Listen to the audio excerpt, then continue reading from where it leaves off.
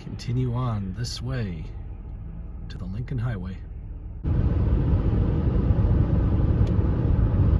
And take a right here to continue on the Lincoln Highway. And this section of the Lincoln Highway connects with the current day Illinois Route 38. So a few months ago, one of my favorite YouTubers, Jacob the Carpetbagger, introduced his viewers to a place that I didn't know about until I saw his video. And I've been dying to check it out ever since. So luckily it's not too far from where I live, and it sits right along the Lincoln Highway, a road that I've been wanting to explore for quite a while now. So why not kill two birds with one stone?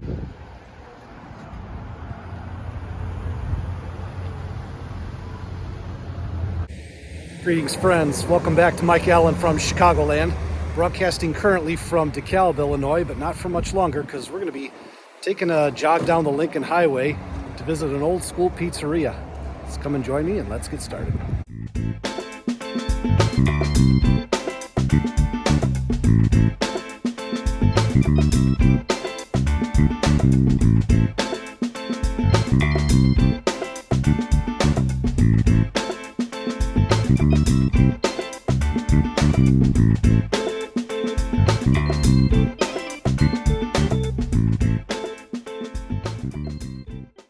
DeKalb, Illinois may be home to Northern Illinois University, but it also is home to a classic American Main Street.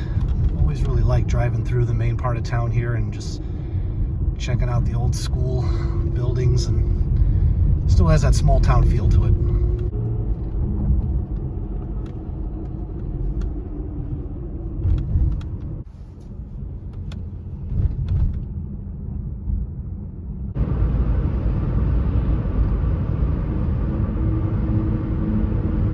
Town of Malta now at a place called Old School Pizza, and the reason it's called that is because this used to be a school. It housed the grades K through 12 here in the town of Malta, and the current owner turned it into a pizza place. And from what I've heard, it combines two of my favorite things: pop culture and pizza. Couldn't go inside without checking out the Ecto one. So cool.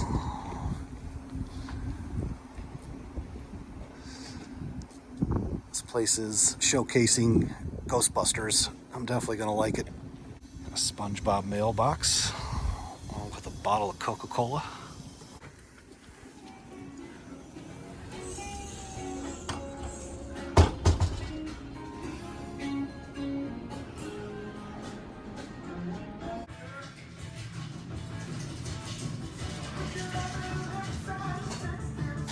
Yeah, this is definitely my kind of place.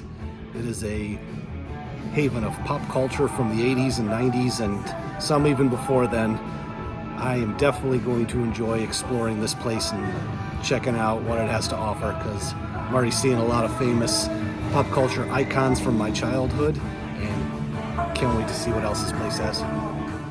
Now, I noticed this Goodfellas poster, a movie that I love, but what drew me over here was the old Laurel and Hardy busts. I'm a sucker for anything Laurel and Hardy. This was really cool to see. Love seeing these old school Coke machines. Picture from It's a Wonderful Life. Another Ghostbusters reference here, Slimer. The Blues Brothers there. Also notice Bob's Big Boy. Seem to find quite a few of these statues in these novelty places. Look, more Laurel and Hardy. These guys over here are the Marx Brothers. The guy in the glasses, his name is Groucho Marx. And my dad right here, he could tell me who the other ones are. I think I got to see in Mark Pryor here. What a career he could have had he stayed healthy. Standing next to Mark Pryor, an assortment of statues of Oliver Hardy. And next to Mickey Mouse there is Bozo the Clown. As a kid from the 80s, I loved watching his show on WGN in the mornings. Never got to be an at-home contestant though for his Bozo buckets. There's the Three Stooges with Lucille Ball. I was talking to the owner before I walked in here, and he was telling me these were all of his toys from when he was a kid. He said he saved every single one of them. Unfortunately, I did not do the same.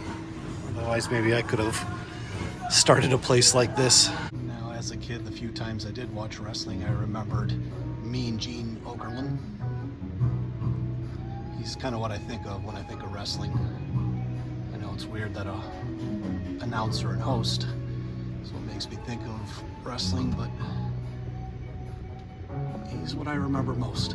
And I love Quentin Tarantino movies, and here's a Reservoir Dogs doll, Mr. Orange, played by Tim Roth. Reservoir Dogs was Quentin Tarantino's first movie before he did Pulp Fiction. We got Beavis and Butthead. Not sure if these guys are still even popular, but they were the talk of the school back when I was in junior high. Big, huge statue of King Tutankhamun. Up next to Johnny Cash, there's Robert De Niro. That's Travis Bickle in the movie Taxi Driver. And who could forget Sloth from the Goonies, played by the late great John Matuzak, former NFL lineman. Ronald McDonald, who I feel has kind of been phased out lately by McDonald's. Don't really see him too often anymore in commercials and advertisements, but he lives on in places like this. They're here. This must be the Beatles table.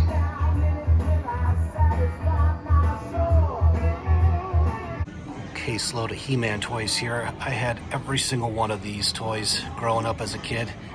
I remember there's He-Man, Castle Grayskull, and these were all the villains here with Skeletor and Snake Mountain.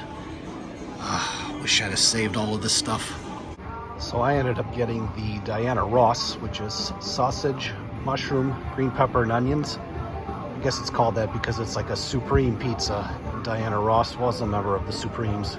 So here's the Diana Ross. Let's see how good it is.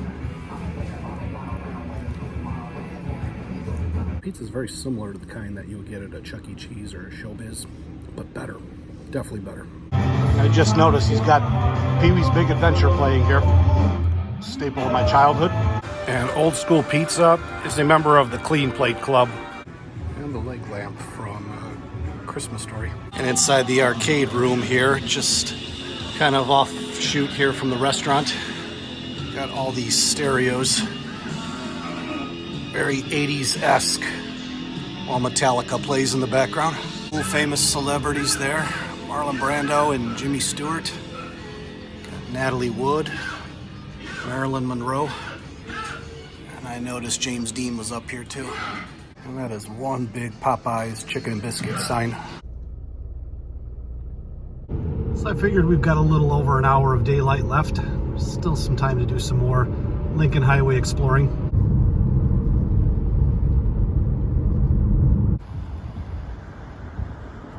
So the Lincoln Highway cuts through the beautiful town of Rochelle, Illinois, and this is actually my first time I've ever stopped here in this town. Driven past it many times on Interstate 88, and anytime I start seeing signs for Rochelle, I always think of the Seinfeld episode of Rochelle, Rochelle, the tale of a young woman's strange, erotic journey from Milan to Minsk. This here talks about author Emily Post and her making the journey from New York to San Francisco on the Lincoln Highway and getting stuck in the mud in Rochelle. Those of you that watch my channel, you know I'm a big Route 66 enthusiast.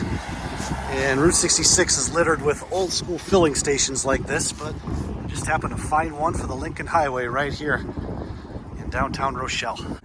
Red Crown gasoline. These old school gas pumps. This thing's got to be about 10 to 12 feet tall. And one of the things the Lincoln Highway was known for were these concrete mile markers. I don't know if this is a recreation or if this is a real one. And back when Amoco was called Standard Oil, my grandpa still called it Standard Oil up until the day he died. See the train going off in the distance. One of the things that Rochelle is known for, it's being the crossroads of two major freight lines, Union Pacific and BNSF.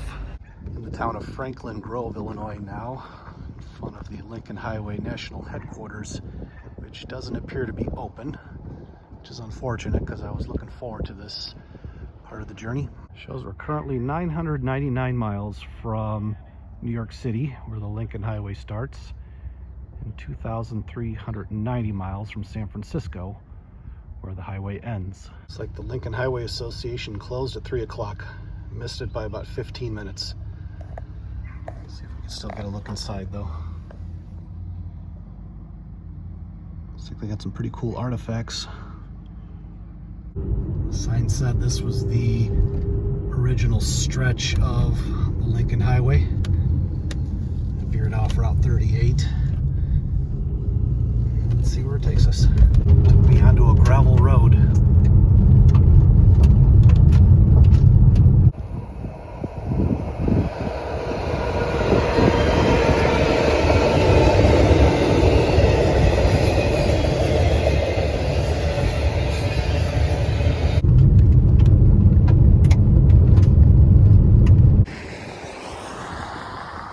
So I figured in front of this Lincoln Highway sign is a good place to end the video. If you wouldn't mind hitting that like and subscribe button, I would greatly appreciate it. You could also find other ways helping me out in growing the channel. I'll put links down in the description below. Thank you again for joining me on this journey down the Lincoln Highway and trip to the old school pizza joint in Malta, Illinois. This is Mike Allen from Chicagoland, signing off from the Lincoln Highway.